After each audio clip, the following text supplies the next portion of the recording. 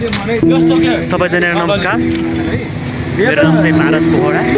तपाईँहरूले चिराख्नै भएको होला। तपाईँलाई स्वागत गर्न चाहन्छु मेरो यो सानो विचार शब्द सुनिदिनु हुनको लागि हार्दिक शुभकामना व्यक्त गर्न चाहन्छु।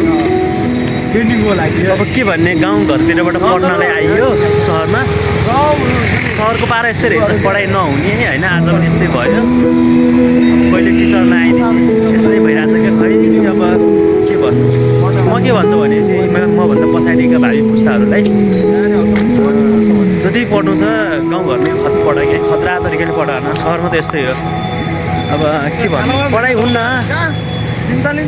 के भन्नु। अब यस्तै छ हालत। इक्जाम आइसक्यो, अब तोकिसक्यो इक्जाम पनि।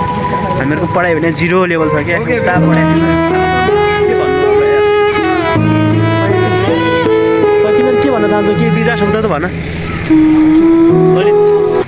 के भन्नु? हाम्रो भुपु साथीहरू नि उतै छन्, अगाडि देखा त यार। फलो ब्याक अनि पारसलाई चाहिँ यताउता गर होइन, के गर माथि लेभलमा पुर्याउनु। ल के भन्छु भने चाहिँ हाम्रो गाइजहरू पनि भेटिरहेको छ, नयाँ साथीहरू है। हाम्रो के अरे यिनीहरू के अरे पहिला साथीहरू यिनीहरू चाहिँ नलजाऊ कि तिनीहरू यार। पहिला साथीहरू भेटिएको छ नि, लास्ट लजाउने के छ दाजु छैन यार, जति ल गाइजहरू अब चाहिँ बाँकी लाइक कमेन्ट सब्सक्राइब सेयर गर्न चाहिँ नभुल्नु। त्यही हो ल है। के भन्नु, अब यस्तै छ। कालिम्पोङतिर आइयो फेरि होइन, घुमघाम गर्ने है, के घुमघाम भइरहेछ भनौँ न।